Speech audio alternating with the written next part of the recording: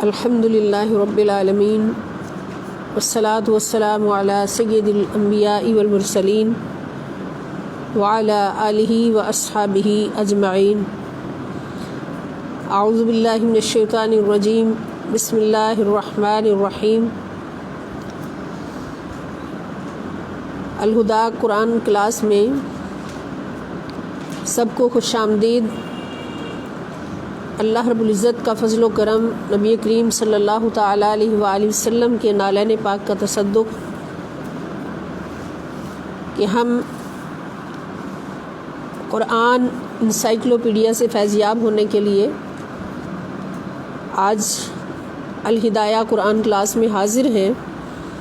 اللہ پاک سے استقامت کی دعا کرتے ہیں، اللہ پاک ہمیں اس راستے پر مستقیم رکھے، آخری دم تک بھی قرآن سے فیض حاصل کرتے کرتے ہم اس دنیا سے جائیں اور قبر میں اتریں تو قرآن والے بن کر، مصطفیٰ والے بن کر اتریں۔ تو ہمارا ٹاپک جو چل رہا ہے، سب سے پہلا ٹاپک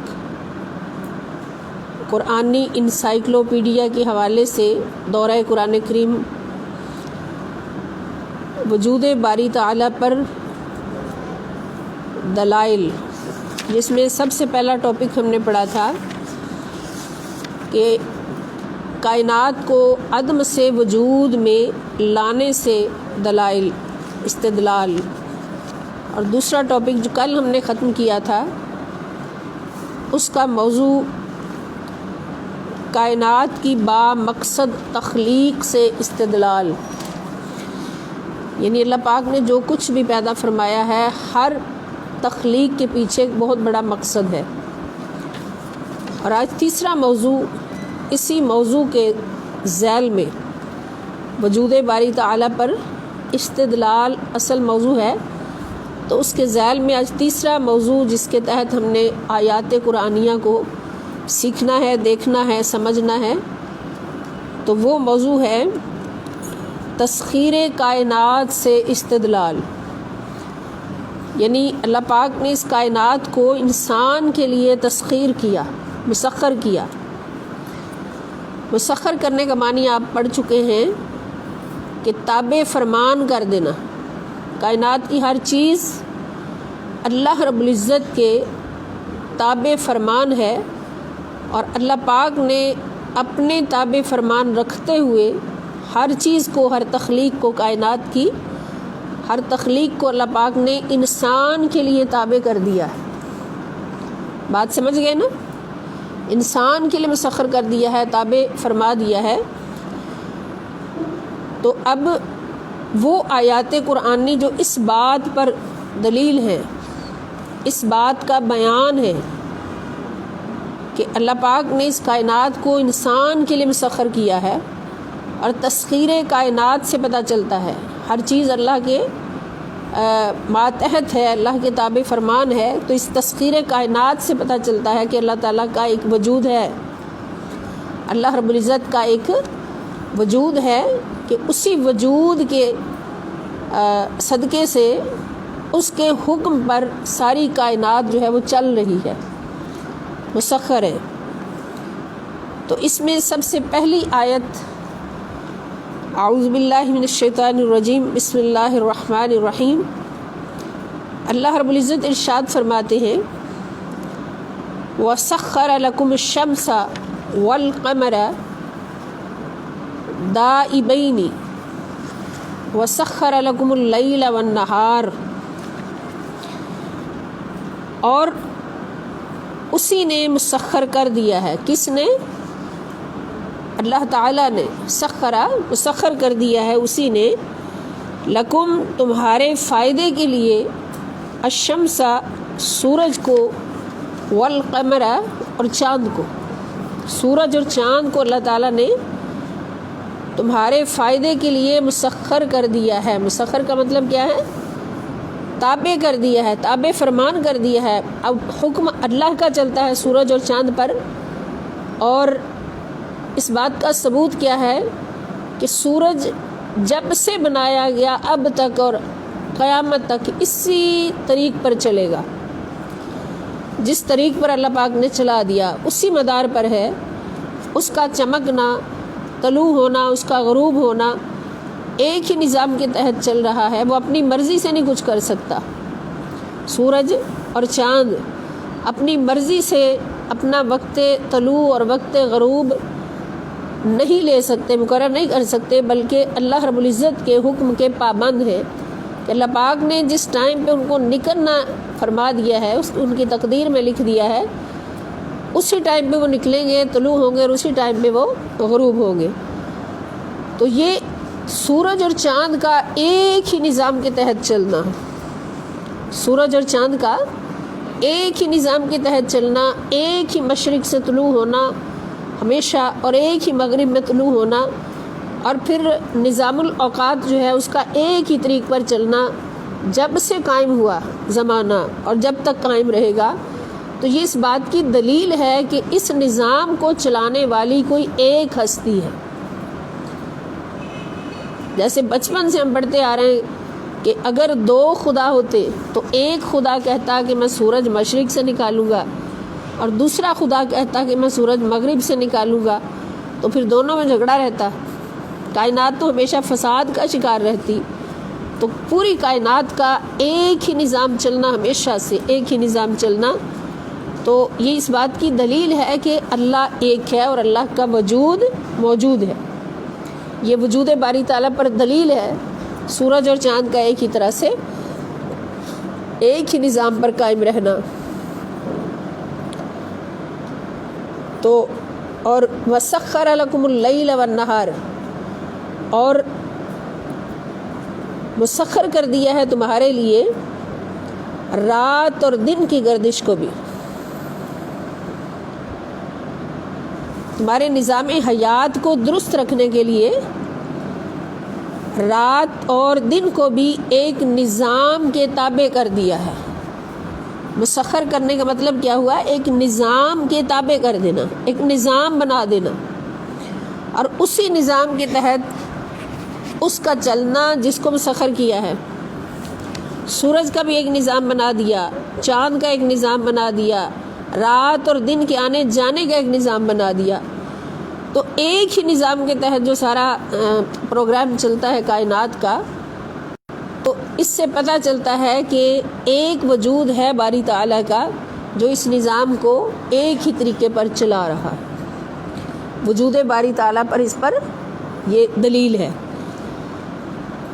اور پھر اللہ پاک فرماتے وَآتَاكُم مِّن كُلٍّ مَا سَأَلْتُمُوهُ، وَآتَاكُم، اور اس نے تمہیں عطا کر دیا ہے، من کلٍ، ہر چیز، ما سألتموہ، جو کچھ بھی تم نے اللہ سے مانگا، جو چیز بھی تم نے اللہ تعالیٰ سے مانگی ہے اللہ پاک نے وہ ہر چیز تمہیں عطا فرما دی ہے۔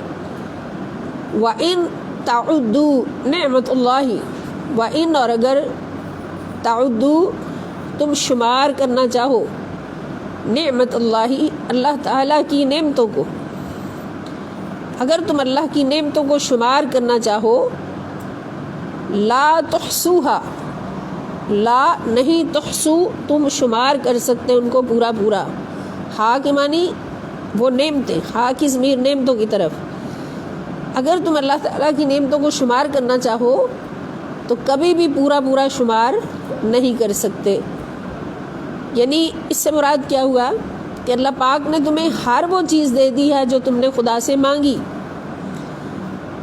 اب ہم سوچیں کہ ہم نے کیا مانگا، تو جو جو اس بدن کی ضرورت تھی، جو جو اس انسان کو اگر اللہ پاک نے اشرف المخلوقات پیدا فرمایا، تو اس میں اللہ رب العزت کی اتنی محبت ہے جس کا ہم اندازہ بھی نہیں کر سکتے انسان کے ساتھ، اور پھر انسان کو احسن تقویم کا مقام عطا فرمایا، تو اس کے اندر اللہ پاک کی اتنی محبت ہے کہ جس کا ہم اندازہ نہیں کر سکتے، سوچ بھی نہیں سکتے، ہماری سوچ بھی اس مقام تک نہیں جا سکتی جہاں جتنی اللہ پاک کو اس انسان سے محبت ہوئی اور ہے۔ وہ انسان اللہ کی محبوب ترین مخلوق ہے، تو اس محبوب کو جب اللہ پاک نے پیدا کیا تو پھر جو جو اس کی ضرورت کا سامان تھا وہ بھی سارے کا سارا پیدا کیا. یعنی جو کچھ ہم اپنی ضرورت کے لیے اللہ تعالیٰ سے مانگ سکتے تھے، جس چیز کی ہمیں ضرورت تھی، مانگنا ہی خدا سے تھا، تو وہ سب کچھ اللہ پاک نے ہمیں عطا فرما دیا.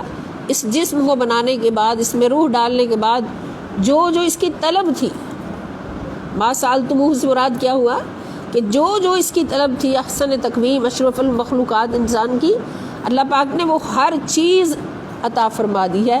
اور وہ کچھ عطا فرمایا ہے کہ جس کی تم گنتی شمار کر ہی نہیں سکتے. جس کا ہم گنتی شمار ہی نہیں کر سکتے تو کیا وہ ہمارے احاطہ علم میں آ سکتی ہیں چیزیں؟ کیا ان کو ساری چیزوں کو ہماری آنکھیں دیکھ سکتی ہیں؟ ہمارا دل محسوس کر سکتا ہے، ہماری عقل محسوس کر سکتی ہے، جن کے بارے میں اللہ پاک فرماتے ہیں کہ ان پوری چیزوں کو تم شمار ہی نہیں کر سکتے. ہماری نگاہوں میں آ سکیں گی تو شمار کر سکیں گے. تو یہ بھی انسان کے ساتھ اللہ تعالیٰ کی وہ محبت ہے جس کا انسان تصور بھی نہیں کر سکتا. ذرا ان ساری محبتوں کو ذہن میں رکھیں اور پھر دیکھیں کہ اللہ پاک نے ہمیں کتنا بڑا اپنا محبوب بنا کر پیدا کیا اور ہم اس کا صلہ کیا دیتے ہیں.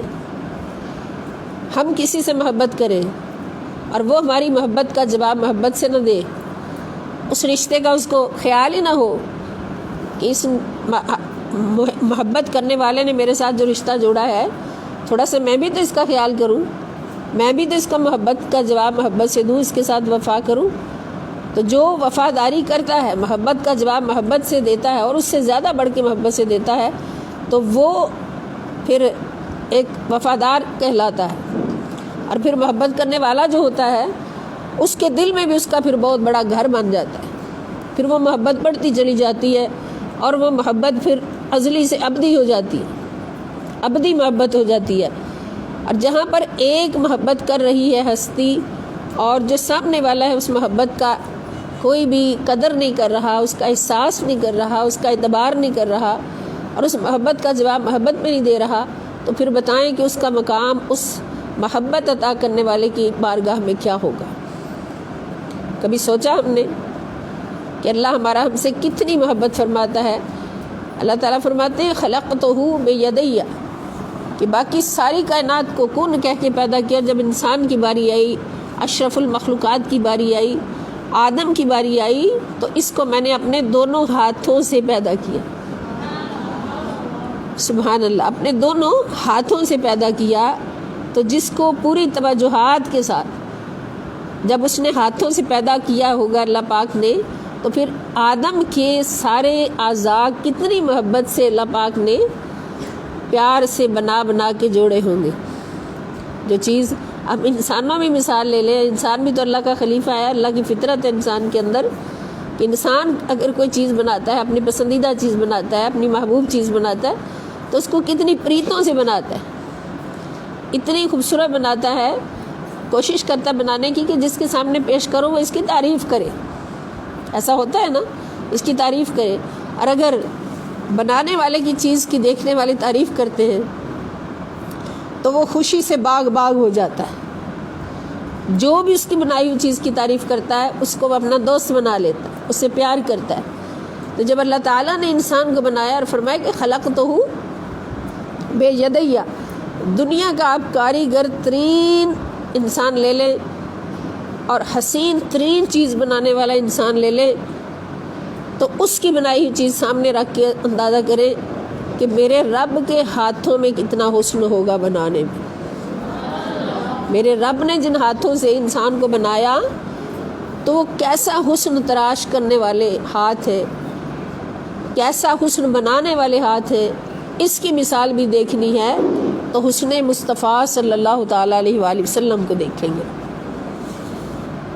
کہ شیخ سعدی علیہ رحمہ فرماتے ہیں نا کہ حسن یوسف دم عیسیٰ ید بیضا داری، آنچ خوباں ہما دارند تو تنہا داری یا رسول اللہ صلی اللہ علیہ وسلم. اللہ پاک نے ایک انسان ماڈل بنا کے میں دکھا دیا کہ مجھے انسان سے اتنی محبت ہوئی ہے پیدا کرتے ہوئے کہ یہ دیکھ لو جو ماڈل میں نے اپنے ہاتھوں سے بنایا.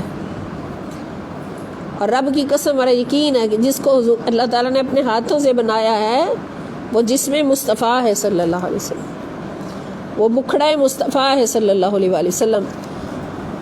تو انسان کو اللہ پاک نے جب اپنے دونوں ہاتھوں سے بنایا تو پھر اس کے حسن کا مقام دیکھ لیں کیا ہوگا، اور اللہ رب العزت کی چاہتوں اور محبتوں کا مقام کیا ہوگا، اور پھر انسان اس وفا کا کوئی بدلہ ہی نہ دے، اس کے بنائے ہوئے جسم کو کہے کہ یہ اچھا نہیں ہے، اس کی بنائی ہوئی شکل کو کہے کہ یہ اچھی نہیں ہے، یا پھر اس پر اللہ کا شکر ادا نہ کرے۔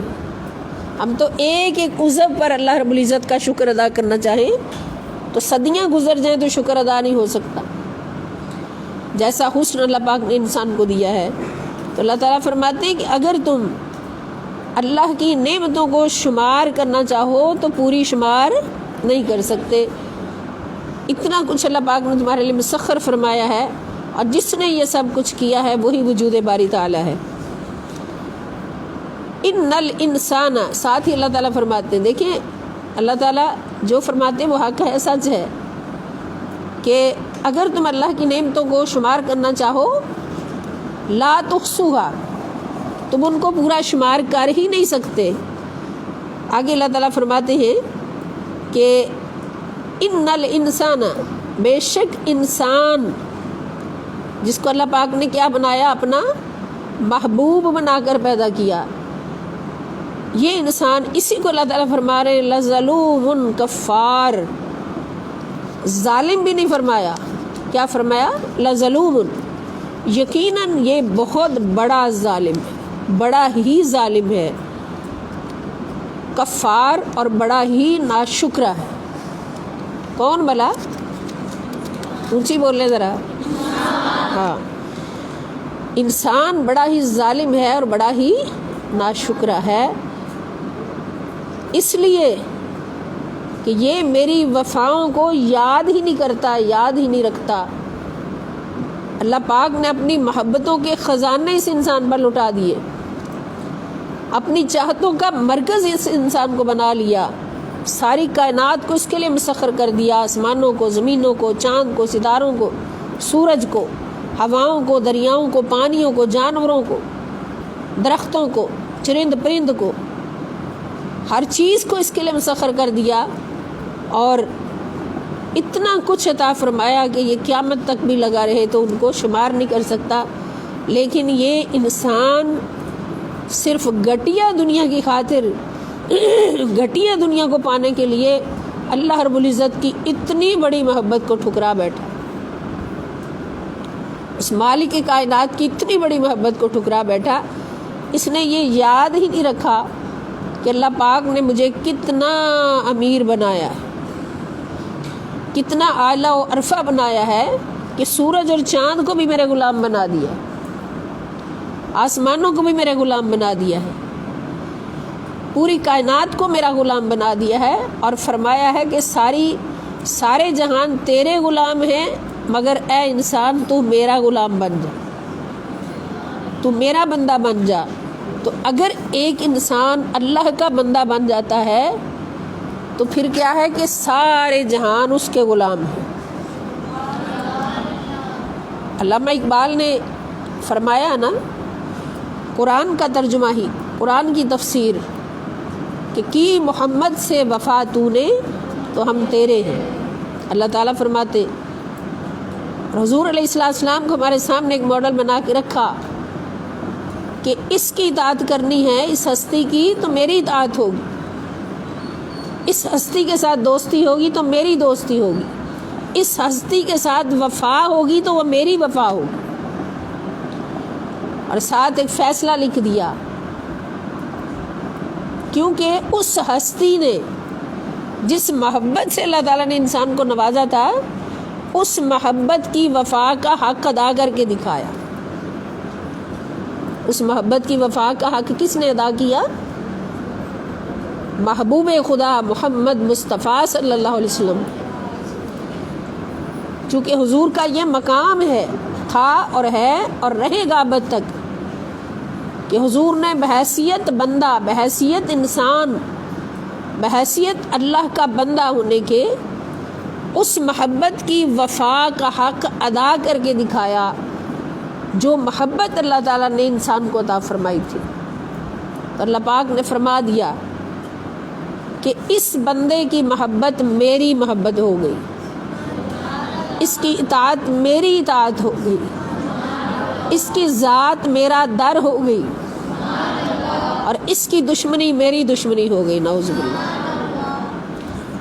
علامہ اقبال کا شعر ہے نا کہ خدا کی رضا چاہتے ہیں دو عالم، خدا کی رضا چاہتے ہیں دو عالم، خدا چاہتا ہے رضائے محمد صلی اللہ علیہ وسلم.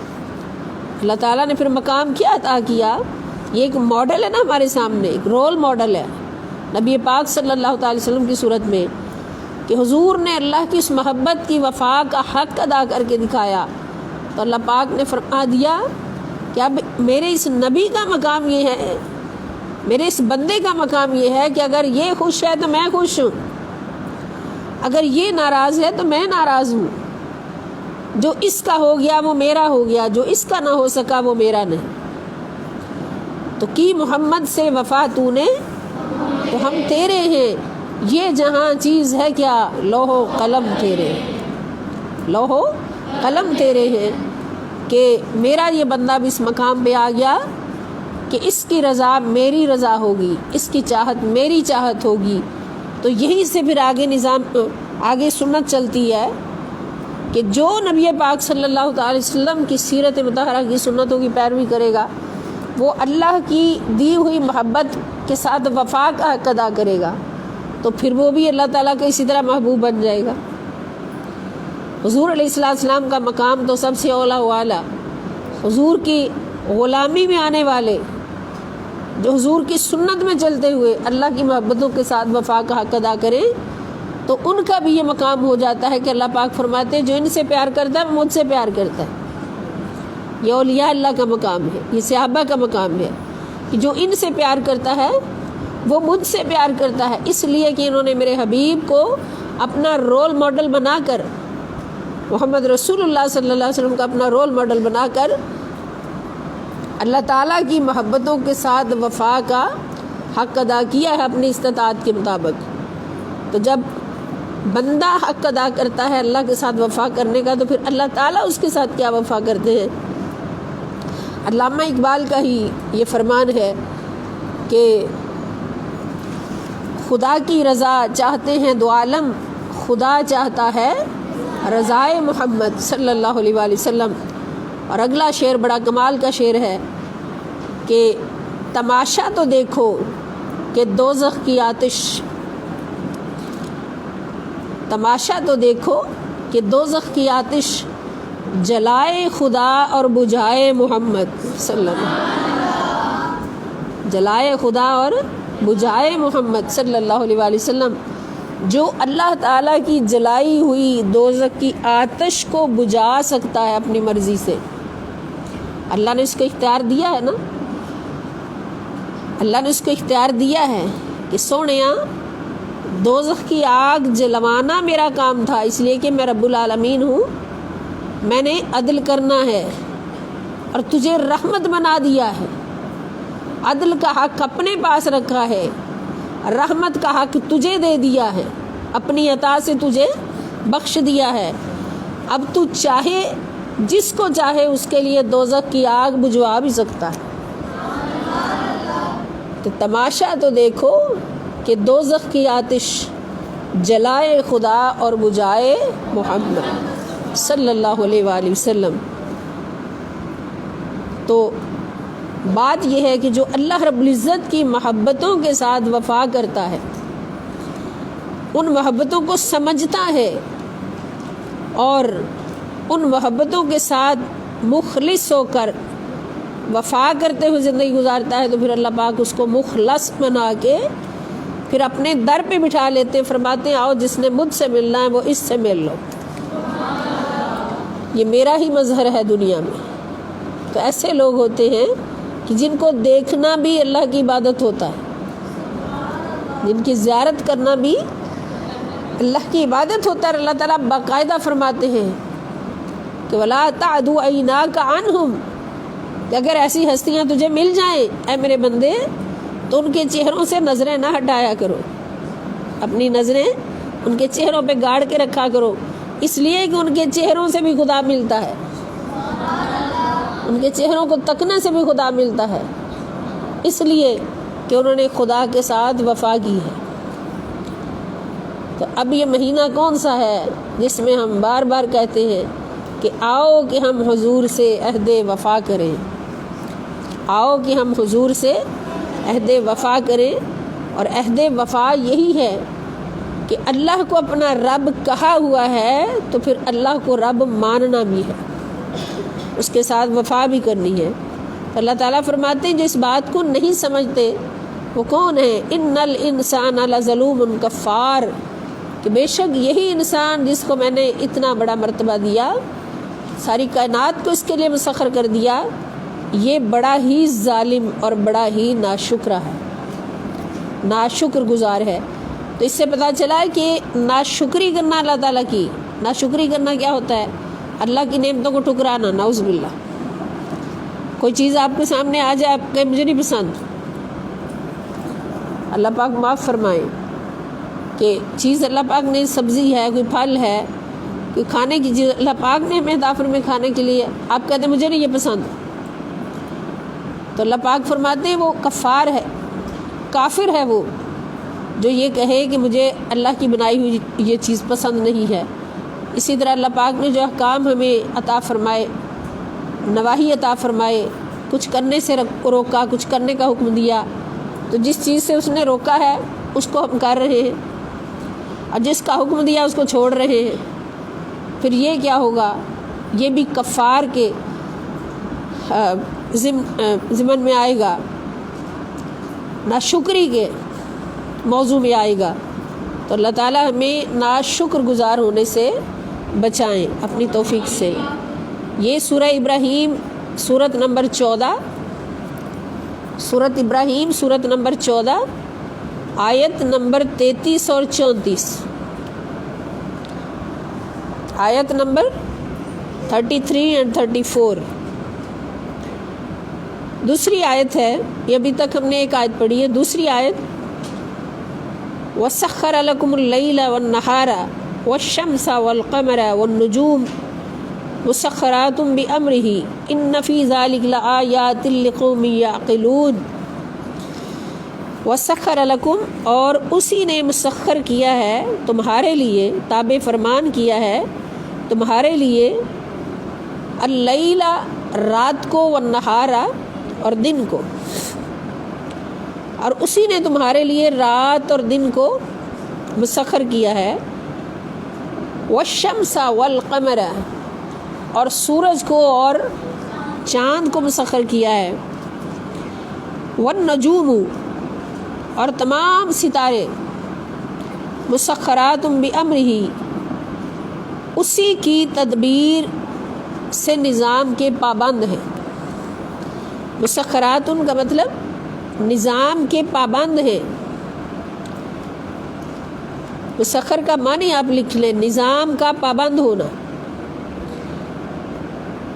بامرہ، اسی کی تدبیر سے، اللہ تعالیٰ کی تدبیر کے نظام سے پابند ہیں۔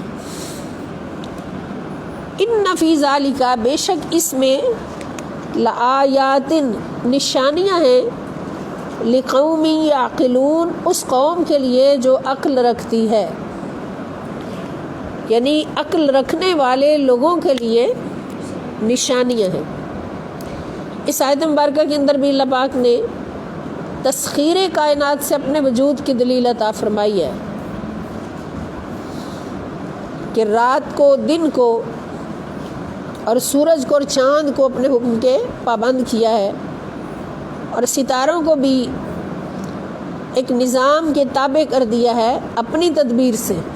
یہ اللہ کی تدبیریں ہیں نا، کہ ستاروں کا ایک نظام بنا دیا، ستاروں کا بھی ایک نظام ہے، کبھی ہم نے غور نہیں کیا، چاند اور سورج بڑے بڑے ہیں نا تو چلتے ہوئے ہمیں نظر آتے ہیں، ستارے جو ہیں ان میں بھی کچھ ستارے ایسے ہیں جو اپنی جگہ بدلتے ہیں،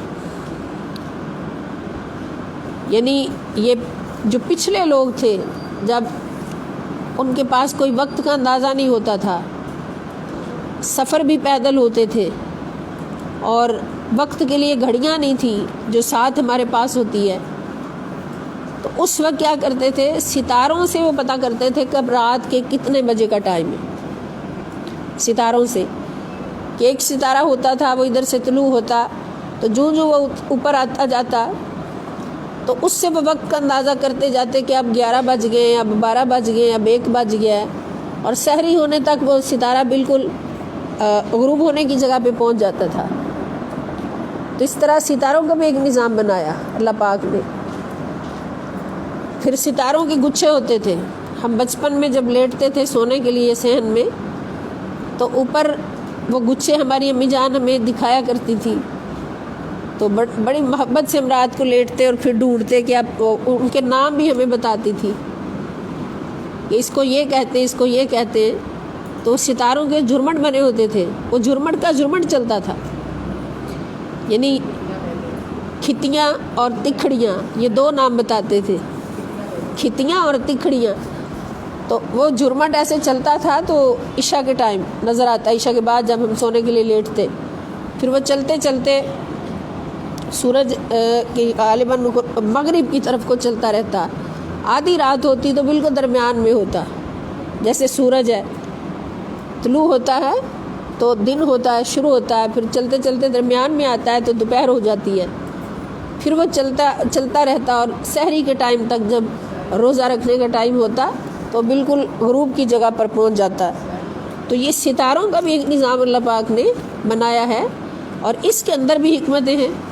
اب ان حکمتوں تک ہماری عقل نہ جائے، لیکن یقین کامل یہ ہے کہ ہر تخلیق کے پیچھے اللہ پاک کی ایک حکمت ہے، ہر تسخیر کے پیچھے اللہ پاک کی حکمت موجود ہے. اور اللہ تعالیٰ فرماتے ہیں کہ اس ساری کائنات میں جو نشانیاں ہیں وہ کن کے لیے ہیں؟ عقل والوں کے لیے. بات پھر وہی کہ جو ان ساری کائنات کے نظام کو دیکھ کر اس کو اللہ کی نشانی سمجھ کر اللہ کو پہچانتا ہے، اللہ تعالیٰ کی معرفت حاصل کرنے کے لیے ان میں غور کرتا ہے، تو وہ عقل مند ہے. اور جو غور نہیں کرتا، کائنات میں غور کرتا ہی نہیں، بس یہی کھانے پینے کے لیے آئے ہیں، کھا پی لیا، اڑا لیا، لوٹ لیا لوگوں کو، سو لیا، جاگ لیا، بس یہی مقصد ہے، اور کائنات کی کسی چیز پر غور و خوض نہیں، تو وہ عقل والے نہیں ہوتے. ان کو پھر دوسرا کہا جائے گا، عقل سے خالی. اسی لیے وہ کچھ لوگ کہتے ہیں نا، عقل نہیں تھے موجہ ہی موجہ. عقل نہیں تو سوچنا ہی نہیں پڑتا، سوچنا نہیں پڑتا، دماغ خرچ کرنا نہیں پڑتا، تو کوئی فکر ہی نہیں ہوتی. جن کو عقل نہیں ہوتی ان کو فکر نہیں ہوتی، اور جو عقل والے ہوتے ہیں ہمیشہ فکر میں رہتے، ہمیشہ فکر میں رہتے ہیں. یہ سورہ نحل قرآن کریم کی سورت نمبر 16 ہے، اور اس کی آیت نمبر 12 ہے. اب تیسری آیت اللہ پاک ارشاد فرماتے ہیں، أَلَمْ تَرَ أَنَّ اللَّهَ سَخَّرَ لَكُم مَّا فِي الْأَرْضِ. أَلَمْ تَرَ، کیا تم نے نہیں دیکھا، ان اللہ، کہ بے شک اللہ تعالیٰ نے، سخر لکم، مسخر فرما دیا ہے تمہارے لیے، ما فی الارض، جو کچھ زمین میں ہے، سب کچھ مسخر فرما دیا ہے. اب ہماری آنکھیں دیکھتی ہیں زمین میں جو کچھ بھی پھیلا ہوا ہے سب کچھ انسان کے زیر ہے، سب کچھ انسان کی خدمت میں اللہ پاک نے لگایا ہوا ہے. والفلک، اور کشتیوں کو بھی، جہازوں کو بھی، بحری جہازوں کو، تجری، جو چلتی ہیں، فی البحری، سمندر میں، بِأَمْرِهِ، اللہ تعالیٰ کے حکم کے ساتھ، اللہ تعالیٰ کے حکم سے سمندر میں چلتی ہیں. ان کشتیوں کو بھی اللہ پاک نے تمہارے لیے مسخر فرما دیا ہے. وَيُمْسِكُ السَّمَاءَ، اور بڑی بات، وَيُمْسِكُ، اور وہ تھامے ہوئے ہیں. امسک یمسک ہوتا ہے کسی چیز کو گرنے سے تھام لینا، تھام کے رکھنا کہ وہ گر نہ جائے. جیسے یہ پلر ہے، اس نے چھت کو تھاما ہوا ہے. پلر کیوں رکھا جاتا ہے چھت کے نیچے؟ تاکہ اس کو تھام کے رکھے اور چھت گرنے نہ پائے. وَيُمْسِكُ، اور وہ تھامے ہوئے ہے السَّمَاءَ، آسمانوں کو، آفاقی نظام کو، آسمانوں کو، ان تقع، کہ گر نہ جائے، ان کے تقع گر نہ جائے، علی الارض، زمین پر، یعنی زمین پر گرنے سے آسمانوں کو اللہ تعالیٰ نے کیا کیا ہوا ہے؟ تھاما ہوا ہے. الا باذنہ، بغیر اس کے حکم کے گر ہی نہیں سکتا، یعنی اس کے حکم کے بغیر یہ گر ہی نہیں سکتا. کیوں نہیں گرتا؟ کہ اللہ تعالیٰ نے اس کو تھاما ہوا ہے. جب اس کا حکم ہوگا تو پھر آسمان زمین پر گر جائے گا. اور وہ قیامت کا دن ہوگا جب آسمان زمین پر گر جائے گا، آسمان اور زمین ایک ہو جائیں گے. وہ اللہ کے غضب کا دن ہوگا، غصے کا دن ہوگا. اس لیے اللہ پاک اس تھامنے کو پھر ختم کر دیں گے. حضور علیہ السلام نے فرمایا ہے نا کہ جب تک ایک مومن بھی دنیا میں زندہ ہے، ایک مومن بھی دنیا میں زندہ ہے تو قیامت قائم نہیں ہوگی. اب یہ سوال ذہن میں آتا ہے کہ ایک مومن بھی زندہ ہے، قیامت قائم نہیں ہوگی، ایسا کیوں ہوگا؟ اس لیے کہ مومن جو ہے اس کا رشتہ نبی کریم صلی اللہ تعالیٰ علیہ وآلہ وسلم کے ساتھ، یہ بات بڑی توجہ سے سننے والی، کہ مومن خوشی کیوں مناتا ہے حضور کے آنے کی؟ کہ مومن کا رشتہ نبی کریم صلی اللہ تعالیٰ علیہ وآلہ وسلم کے ساتھ ازلی بھی ہے، ابدی بھی ہے. ازل سے ابد تک کا رشتہ جس کا نبی رحمت للعالمین صلی اللہ علیہ وسلم کے ساتھ جڑا ہے، وہ کون ہے؟ وہ مومن ہے، مومن ہے. اور اس مومن کے صدقے سے حضور علیہ السلام نے فرمایا کہ جب تک مومن، ایک مومن بھی دنیا میں زندہ ہے قیامت نہیں آئے گی. جو ہی آخری مومن جو ہے وہ دنیا سے ختم ہو جائے گا تو نبی پاک صلی اللہ تعالیٰ علیہ وآلہ وسلم کی رحمت کا رشتہ دنیا سے ختم ہو جائے گا، اور ادھر سے حضور کی رحمت کا رشتہ ختم ہوگا، ادھر سے قیامت آ جائے گی. یعنی یہ دنیا قائم ہی رحمت مصطفیٰ صلی اللہ علیہ وسلم کے صدقے سے ہے. اور یہ بات اللہ پاک خود قرآن میں فرما رہے ہیں کہ ما کان اللہ لیعذبہم وانت فیہم، کیا میرے مصطفیٰ صلی اللہ علیہ وسلم، میں رب العالمین ہوں، میرا کام ہے اس دنیا کو قائم رکھنا، رب ہوں کائنات کا. اور اس دنیا کو قائم کس کے صدقے رکھا ہے؟ وما ارسلناک الا رحمۃ للعالمین، تجھے رحمت للعالمین بنایا ہے تو تیری رحمت کے صدقے، تیرے ساتھ جڑے ہوئے رشتے کے صدقے، وانت فیہم، کہ تو ان میں موجود ہے، تیرے ساتھ جڑے ہوئے رشتے کے صدقے اس کائنات کو میں نے قائم رکھنا ہے، قائم رکھنا ہے. تو جس گھڑی جب تک اس کائنات کے ساتھ تیرا رحمت والا رشتہ جڑا ہے تب تک قیامت نہیں ہوگا. اب مومن وہ ہستی ہے کہ جس پر اللہ اتنا راضی ہے اور مصطفیٰ صلی اللہ علیہ وسلم اتنا راضی ہیں کہ جب تک ایک مومن بھی دنیا میں موجود رہا تو حضور کی رحمت کا رشتہ اس دنیا سے جڑا ہوا ہے. اور جو ہی حضور کی رحمت کا رشتہ اس دنیا سے ختم ہوا تو قیامت قائم ہو جانی ہے. پھر اللہ پاک نے اس کو فنا کر دینا، اس دنیا کو. مومن کے ہوتے ہوئے اس لیے قیامت نہیں آنی کہ مومن کا رشتہ رحمت والا حضور کے ساتھ ابھی آگے تک چلنا ہے،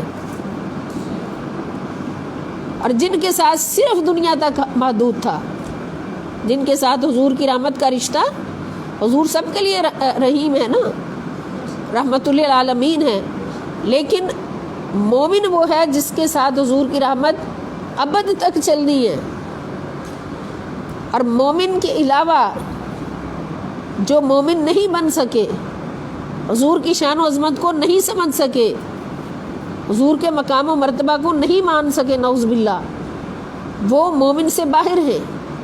تو اس دنیا میں جب تک ایک مومن بھی زندہ ہے تو حضور کی رحمت جاری و ساری ہے نا۔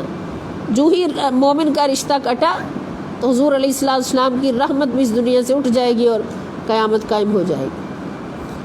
پھر وہ رہ جائیں گے یہاں پہ، صرف وہ رہ جائیں گے جن کے ساتھ حضور علیہ السلام کا صرف اس دنیا تک رحمت کا رشتہ قائم ہے، مرنے کے بعد نہیں ہے۔ حضور رحمت للعالمین، اس کا مطلب یہ کہ اس دنیا والوں کے لیے بھی حضور رحمت ہے، کافروں کے لیے بھی رحمت ہے، سب کے لیے رحمت ہے، لیکن مومن کی یہ شان ہے کہ مومن کا رشتہ حضور کے ساتھ ابد تک ہے۔ حضور کی رحمت مومن کو مرنے کے بعد بھی ملتی ہے، قبر میں بھی ملتی ہے، حشر میں بھی ملے گی، جنت میں بھی ملے گی، حتیٰ کہ دوزخ میں بھی ملے گی۔ دوزخ میں جانے والے مومنوں کو بھی حضور نکلوائیں گے، وہاں تک مومن کے ساتھ حضور۔ لیکن اس دنیا والے جو کافر ہیں، یہودی ہیں اور اسلام کے دشمن ہیں، پھر اس دنیا میں صرف وہ رہ جائیں گے اور ان کے ساتھ حضور کی رحمت کا تعلق جو ہے وہ ختم ہو جائے گا، پھر قیامت قائم ہو جائے گی۔ پھر آگے صرف ان کو حضور کی رحمت ملے گی جو ایمان والے ہوں، جو مومن ہوں گے۔ بات سمجھ آئی نا سب کو؟ تو یہ اللہ رب العزت کی بارگاہ سے انعام ہے، اور ان کو سمجھنے والے کون ہیں؟ بولیں، عقل مند۔ ان ساری نشانیوں کو سمجھنے والے کون ہیں؟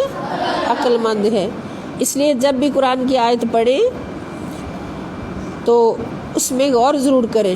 تو اللہ پاک فرماتے ہیں کہ آسمان کو تھاما ہوا ہے کہ تاکہ وہ گر نہ جائے زمین پر، اپنے خلائی اور فضائی کروں کے ساتھ گر نہ جائے۔ اوپر خلائی کرے ہیں، فضائی کرے ہیں، وہ سارے کے سارے زمین پر نہ آن پڑے، الا باذنہ ہی، مگر جب اللہ کا حکم ہوا تو سب کچھ گر جائے گا۔ اللہ کا حکم ہوا تو سب کچھ گر جائے گا۔ ان اللہ، بے شک اللہ تعالیٰ، بالناس، لوگوں کے ساتھ، لرؤوف الرحیم، بہت ہی شفقت فرمانے والا اور ہمیشہ رحم فرمانے والا ہے۔ اللہ تعالیٰ بہت ہی شفقت فرمانے والا اور بڑا ہی مہربان ہے۔ یہ سورۃ الحج کی، سورۃ الحج، یہ سورت نمبر ہے 22 سورہ حج، سورت نمبر 22 اور آیت نمبر ہے 65، آیت نمبر 65 یہ 3 آیات آج آپ نے پڑھی ہیں اس موضوع کے تحت کہ تسخیر کائنات بھی اللہ رب العزت کے وجود پر دلیل ہے۔ اور تسخیر کا معنی آپ کو یاد رہنا چاہیے کہ اللہ تعالیٰ کے حکم کے تحت چلنا، اللہ کے حکم کے تحت ایک نظام کے اندر رہنا۔ اور پوری کائنات کو ہم دیکھ لیں کہ جب اللہ کا حکم ہوتا ہے تو یہ نظام بدل بھی جاتا ہے۔ اس کی 2 مثالیں تو ہمیں قرآن پاک سے ملتی ہیں۔ ایک جب اللہ کے پیارے بندے اصحاب کہف غار میں تھے تو اللہ تعالیٰ نے سورج کو حکم دیا کہ طلوع ہوتے ہوئے بھی ذرا ہٹ کے طلوع ہونا، اور غروب کے وقت بھی ذرا ہٹ کے غروب ہونا، تاکہ ان کے جسموں پر تیری تپش نہ پڑے اور ان کے جسم خراب نہ ہو۔ اپنے اولیاء کے لیے اللہ پاک نے سورج کی تقدیر کو بدلا، اللہ نے ان کے جسم کو مٹی سے بھی محفوظ رکھا، سورج کی شعاعوں سے بھی محفوظ رکھا، اور ان کو کروٹیں بھی بدلواتا رہا اللہ رب العزت۔ تو دوسری مثال ہمیں ملتی ہے کہ جب نبی کریم صلی اللہ تعالیٰ علیہ وآلہ وسلم نماز عصر کے بعد تشریف فرما تھے، حضرت علی کی گود مبارک میں اپنا سر مبارک رکھ کے آرام فرما تھے، تو حضرت علی نے بھی عصر کی نماز ادا کرنا تھی، اور حضور آرام فرما رہے تھے تو علی نے ایک طرف عصر کو دیکھا، نماز کو دیکھا، اور ایک طرف ادب محبوب خدا کو دیکھا صلی اللہ علیہ وسلم۔ حضور علیہ السلام کے ادب کو دیکھا، تعظیم کو دیکھا کہ حضور کو اگر اٹھاؤں، حضور کے آرام میں خلل ڈالوں تو علی یہ بہت بڑی بے ادبی ہے۔ یہ ہستی کون ہے؟ یہ اللہ رب العزت کا محبوب ہے، اور محبوب خدا صلی اللہ تعالی وسلم کے در کے ادب کو علی سے بڑھ کے کون جان سکتا ہے۔ اور دوسری طرف نماز ہے، نماز قضا ہو جائے گی تو اللہ تعالیٰ معاف فرما دیں گے، اس کی ادا ہو جائے گی، لیکن ادب مصطفیٰ صلی اللہ علیہ وسلم کی قضا کبھی معاف نہیں ہوگی۔ کتنی بڑی بات ہے مولا علی کی بارگاہ سے ہمیں ملتی، کہ جن کے بارے میں حضور نے فرما دیا انا مدینۃ العلم وعلی بابھا، کہ شہر علم میں داخل ہونے کے لیے علی دروازہ ہے۔ تو علی سے بڑھ کے کون علم جان سکتا ہے، اور علم کی بیس پر ادب مصطفیٰ صلی اللہ علیہ وسلم جان سکتا ہے۔ تو نماز قضا ہو گئی، سورج ڈوب گیا، سورج غروب ہوا، یہ اللہ پاک نشانیاں دکھاتے نا اپنی۔ تو حضور علیہ السلام کی چشم مبارک کھلی، دیکھا کہ علی کی آنکھوں میں آنسو ہیں، تو حضور سمجھ گئے کہ علی کی عصر قضا ہو گئی ہے، تو نماز کی قضا پر آنسو آ گئے۔ یہ تو جن کو محبت ہوتی ہے وہی جانتے ہیں کہ میرا محبوب قضا ہو گیا تو کتنا بڑا دکھ ہے۔ نماز بھی تو حضرت علی کی محبوب تھی نا۔ تو پھر حضور صلی اللہ علیہ وسلم پوچھا کہ علی اب بتاؤ قضا پڑھیں گے یا ادا پڑھیں گے؟ مولا علی نے فرمایا حضور اگر قضا پڑھنی ہوتی تو آپ سے کیوں عرض کرتا، مجھے پتہ ہے آپ ادا پڑھوا سکتے ہیں۔ تو حضور علیہ السلام نے سورج ڈوبے ہوئے سورج کو اشارہ کیا، تو اللہ پاک نے فوراً حکم دیا کیا سورج غروب ہونے کے بعد اللہ کو سجدہ کرتا ہے، میرا سجدہ بعد میں کرنا، پہلے جا کے میرے مصطفیٰ کا حکم مان کیا۔ میرے مصطفیٰ کا حکم آیا ہے، میرے محبوب کا حکم آیا ہے، تو پہلے علی کی نماز پڑھوا گیا، سورج واپس آ گیا، نماز عصر کا وقت ہو گیا۔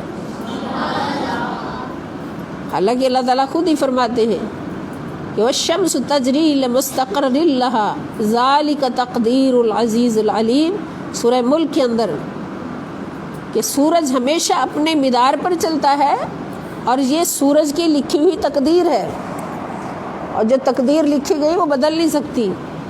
لیکن جب محبوب کی انگلی کا اشارہ ہوا اور علی کو نماز پڑھوانا تھی، مصطفیٰ کے مؤدب کو نماز پڑھوانا تھی، مصطفیٰ کے عاشق کو نماز پڑھوانا تھی، تو سورج کی تقدیر کو بدل دیا، سورج کو واپس بھیج دیا۔